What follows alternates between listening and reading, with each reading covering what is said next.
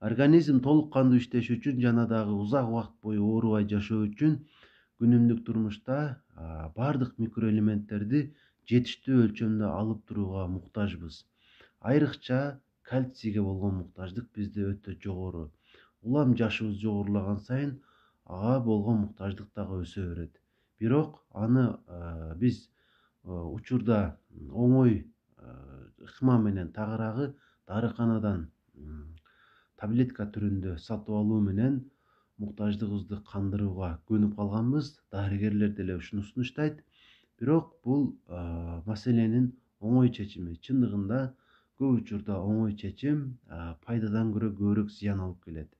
Кантип, эгерде биз ошол дарыканада сатылган кальцийди ичип тура турган болсок, албетте толукташыбыз ыктымал, бирок кальций ашыкча болуп, организмге терс дагы натыйжаларды алып келиши ыктымал.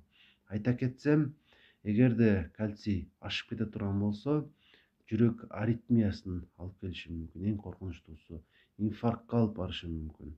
Жана дагы бөйрөктө таш пайда болушу мүмкүн. Курсакта өтө катуу оору катталат.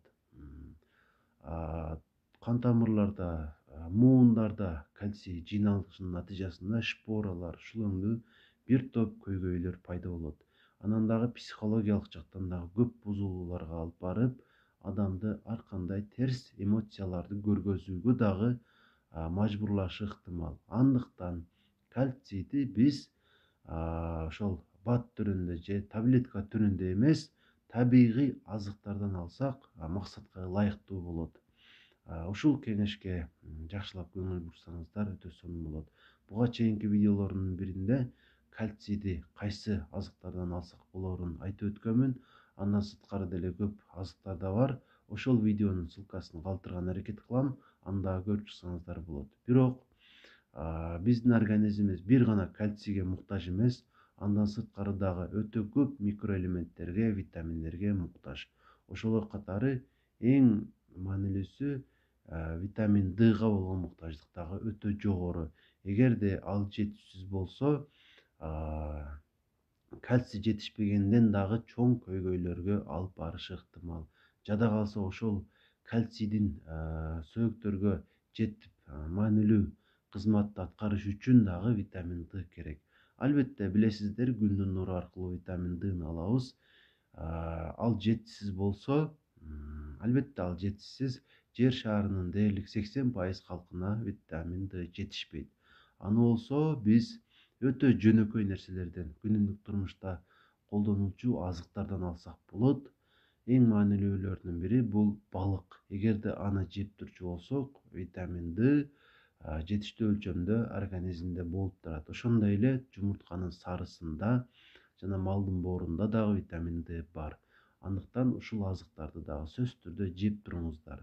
Ошондой эле биздин организмибиз үчүн, ошол катары сөөктөрүбүз үчүн дагы витамин Сынын дагы орду өтө маанилүү. Андыктан аны дагы жетиштүү өлчөмдө алып туруу керек. Ага эң бай болгон азык, жакшы билесиздер, бул лимон. Андыктан лимонду дагы жеп турсаңыздар өтө жакшы болот. Жана дагы башка бардык микроэлементтер дагы, витаминдер дагы биздин организмибиз үчүн орду толгуз, ар бири маанилүү. Аларды дагы жетиштүү алып туруу үчүн сөзсүз түрдө таблетка түрүндө издебей, аларды азыктардан издесек өтө сонун болот. Айрыкча жашылчаларда, жер жемиштерде, жаңгактарда, этте, ушундай табигый азыктарда алар өтө көп болот. Андыктан эгерде бардык микроэлементтерге байыткыбыз келсе организмибизде, аларды ушул табигый чөйрөдөн издейли. Канчалык ар түрдүүлүк көбөйгөн сайын биздин организмибиз дагы өзүнөн өзү эле жакшы тарапка өзгөрүп, бакубат боло баштайт, иммунитет дагы көтөрүлөт. Ушул нерсеге сөзсүз түрдө көңүл буруп коюңуздар жана аткарганы аракет кылыңыздар.